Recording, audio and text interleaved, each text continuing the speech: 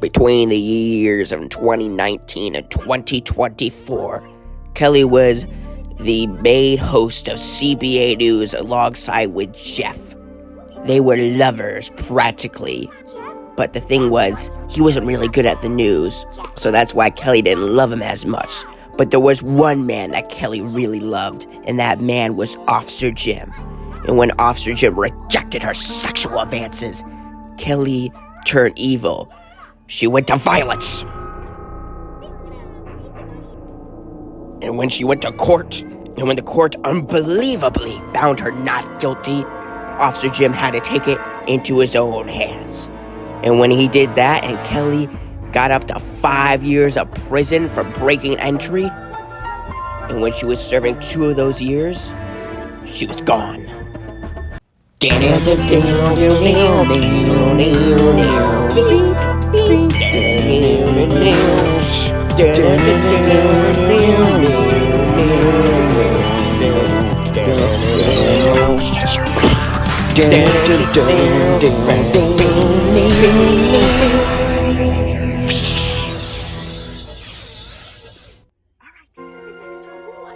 Kelly Papschmear, aka known as Kelly, is the type of gal that acts before she thinks. She steals and she shoplifts. At the Clean Crossing malls in CT, one of her alliances was a girl named Miranda. Miranda is a high school dropout cheerleader who has a couple of DUIs and a lot on her personal record. My name is Miranda, and no, I don't have any DUIs. That's like literally so stupid. What kind of program is this?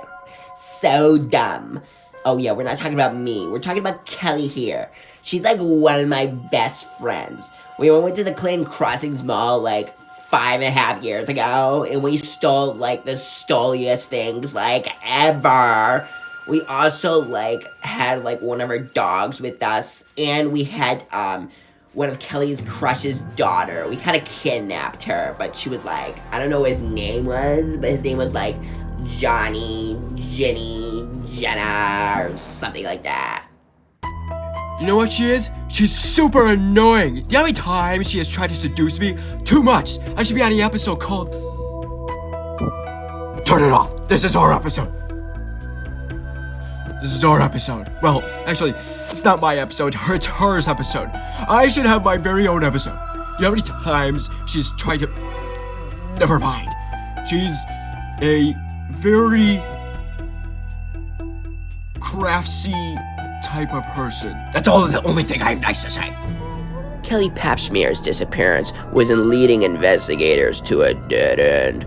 So at first, we have to ask 2 suspects or 2 acquaintances of hers that may know about her disappearance or her break out of prison. So we have to ask a dog that shall not be named and one of her good friends, Jeff. I'm so bored. No, I didn't know her. Well, I mean, we hung out just a little bit because we were so bored. But we only did doggy style because I'm a dog. Doggy style in this bitch. Since we didn't get any good answers out of the dog, we asked Jeff.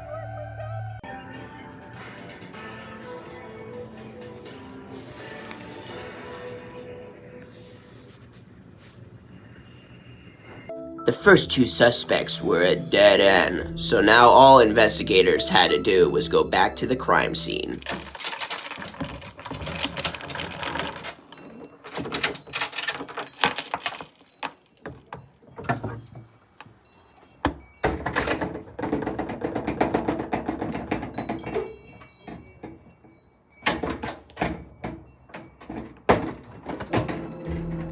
We need to go back to where it all began, because our suspects are dumb-knucking futs, and we have no leads and no witnesses. So we all have to do is go back to the scene of where the fugitive has escaped.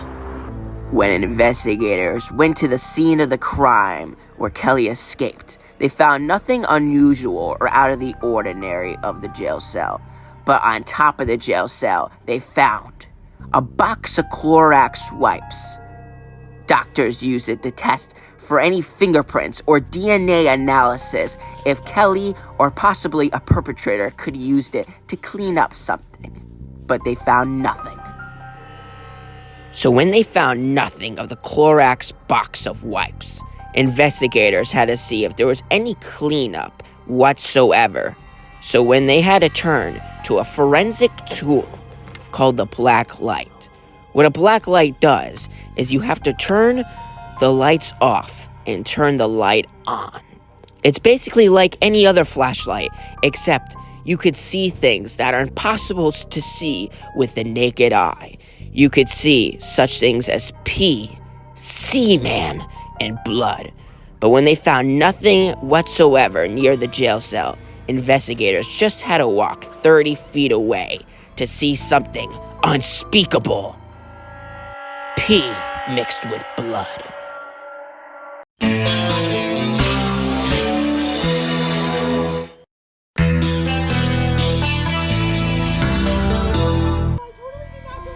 When police and investigators realized that Kelly wasn't just a runaway, that she was part of foul play and potentially a homicide, police went back to the Clorox wipes to find anything, but they found nothing. So when they went to see if Kelly's cellmates knew anything about her disappearance, they went to a guy named Fred.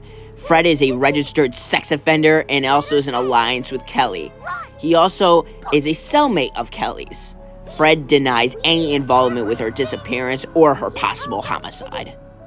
Look, I am not a registered sex offender. I didn't know there were kids at the playground I was at. So, when I had to take a piss very, very badly, and I wanted to see how my piss stream would go down that very long slot.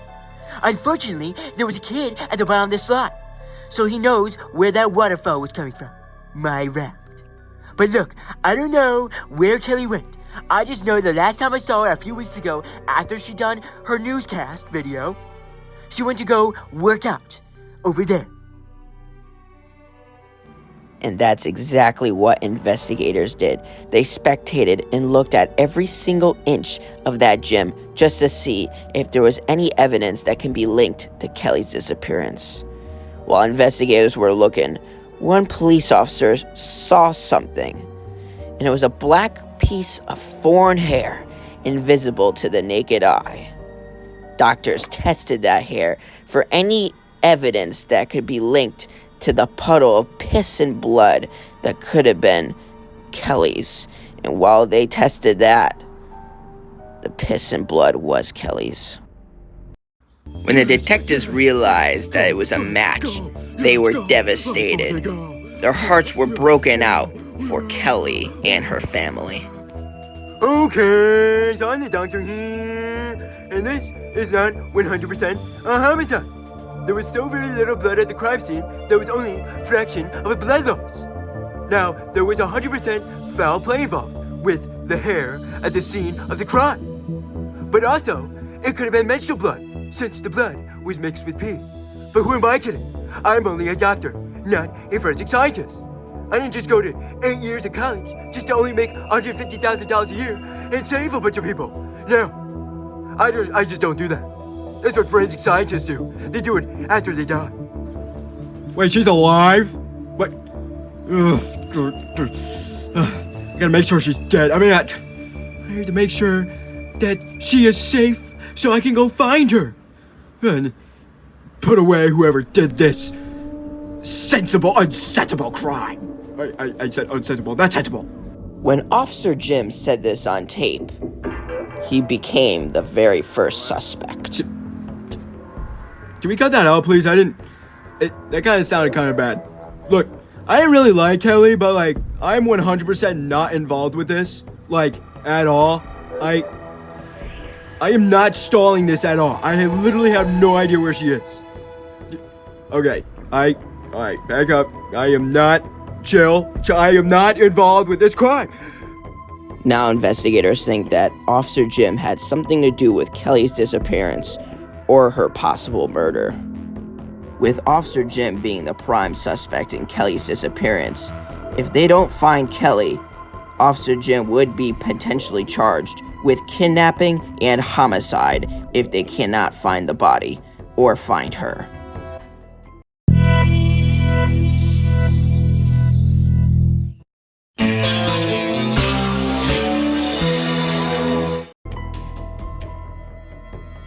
When Officer Jim became the prime suspect in Kelly's disappearance, the whole country was distraught, especially his family. Even his family denied that he had any involvement with Kelly's disappearance. I love my dad so much. He would never do this. And also, if he did, I wouldn't blame him. That Kelly girl has harassed us for so many years. And has harassed me and kidnapped me, by the way. But I love my dad so much. I hope he doesn't have to go to court and face any charges against him.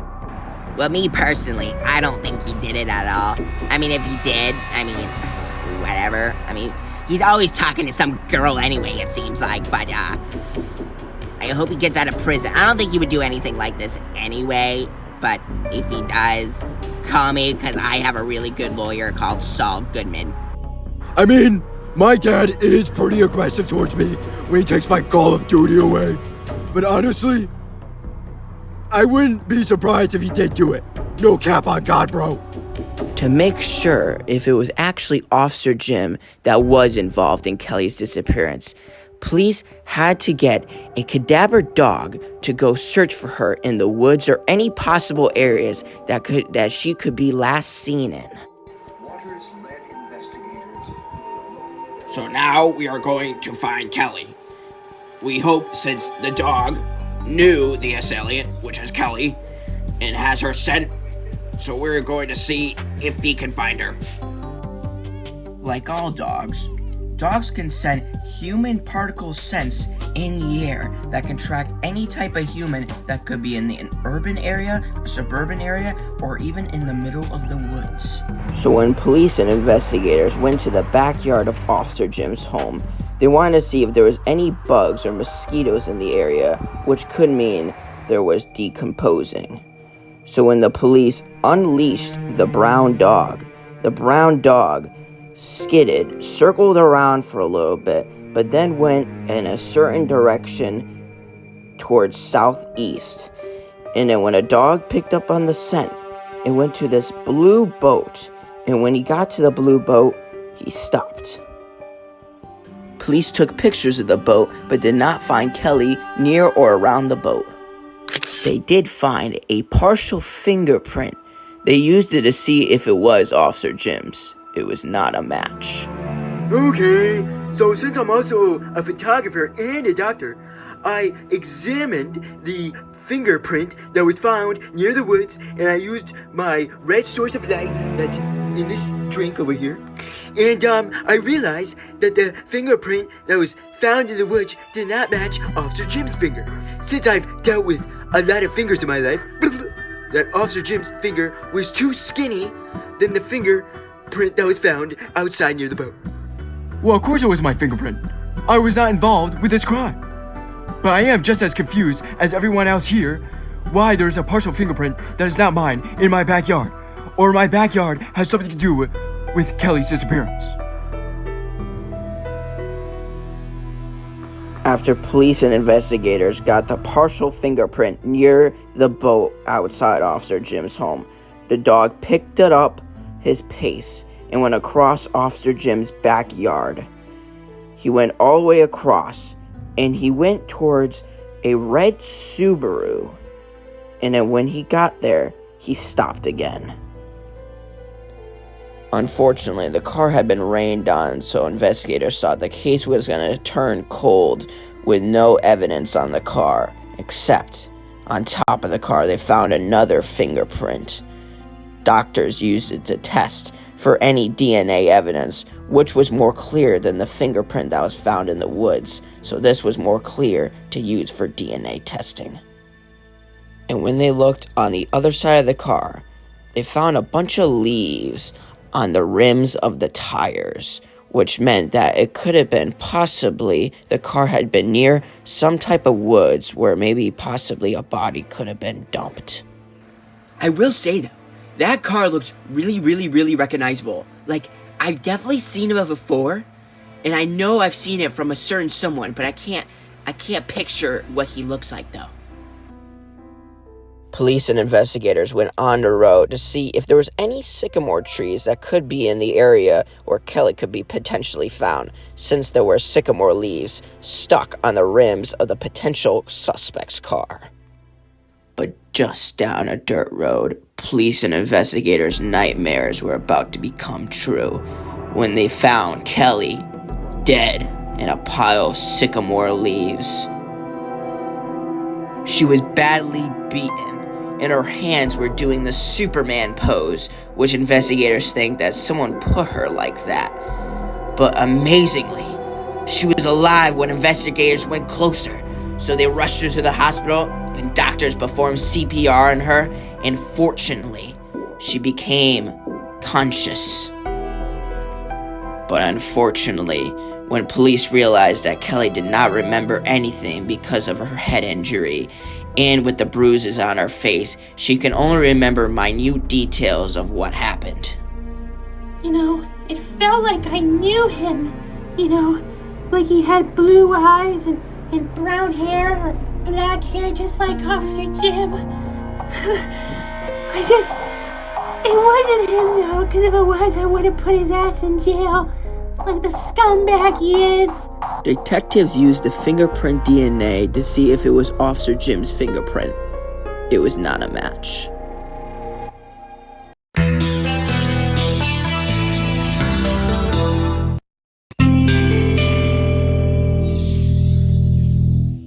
When the fingerprint found on top of the car was indeed not Officer Jim's, he was ruled out as a suspect. Well, of course he didn't.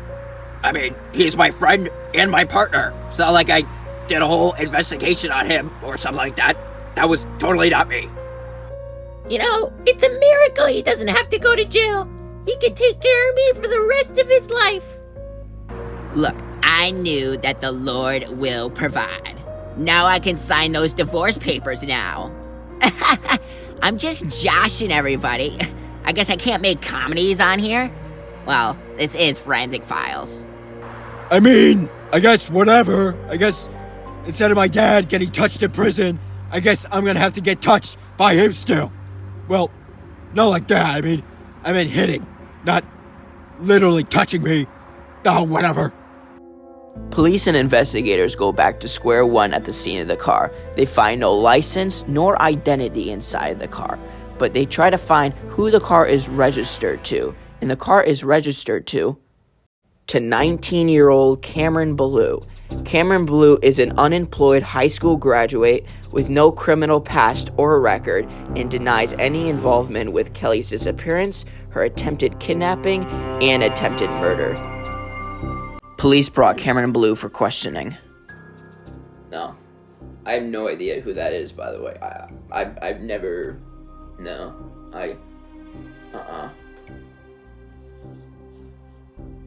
Well, I don't know why there's leaves on my car. I mean, obviously, I drive a lot. I must have brushed off through some leaves. I don't know. Do I need, like, a lawyer or an attorney? I don't know. I don't feel comfortable with this, honestly. After a few hours of interrogation, Cameron Ballou began to change his story. I met her once. She was walking, and I saw her from, like, afar, and I thought, maybe. I think I saw her, like, once. And, next time I saw her, I thought she was, like, maybe dead or something. And, like, she was, like, near a pile of leaves, and, like, I didn't want to, like, I was gonna, like, you know, help her, pick her up, but, you know, obviously, I touched her, but, like, I didn't want people to think that I killed her, so I kind of, like, didn't want to do anything about it, and I kind of just, you know, I was like, hopefully she's just, like, I thought she was maybe just, like, sleeping or something. When Cameron Ballou said that Kelly was found near a pile of leaves, that information was not available to the public yet, so Cameron Ballou became the main suspect in this case. Police, detectives, and investigators went back to the scene of the crime at the jail cell, and found Cameron Blue's DNA on top of the jail cell where the Clorox bottle wipes were. They also went back to the car where they found a piece of foreign hair in the passenger seat of the car, which belonged to Kelly's. The sycamore leaves found in the rims of the car also matched the leaves that Kelly was found in. Investigators checked Kelly's hands under her fingernails, which had Cameron Blue's DNA on them. After looking into Cameron Blue's background, they realized that Cameron Blue and Kelly actually knew each other and worked with each other on a YouTube channel and had many YouTube videos together. They worked with each other between the years of 2019 and 2024. With this much evidence, Cameron Blue was charged with first-degree kidnapping and first-degree attempted murder, and will be sentenced to 25 years to life in prison without the possibility of parole until the year of 2051. I mean, I kind of remember him, but not really, because obviously what he did in my skull, thanks a lot. But, I mean, I can't even really do the news anymore, but I'm going to have to, because I'm going to still do better than Jeff, because I can still speak. Based on the forensic evidence, prosecutors believe that Cameron Blue went to the prison where Kelly was at and found her taking a pee. He snuck up behind her and he hit her on the head, which caused the blood mixed with pee found on the carpet near her jail. Then he took her to a deserted area to talk with her. Once inside the car, Cameron Blue and Kelly disputed over their YouTube channel and business together. Cameron Blue wanted out because he was a 19-year-old grown man and did not want to play with puppets anymore. Kelly was furious by the statement and wanted to be out too. So once Kelly was trying to leave the car, Cameron Blue got angry and there was a struggle. Cameron Blue and Kelly fought. Kelly scratched him on the face, which caused Cameron Blue's DNA on Kelly's fingers. Cameron Blue slapped her around and slammed her onto the wheel, and also ripped a piece of Kelly's hair out, which caused the hair found in the passenger seat.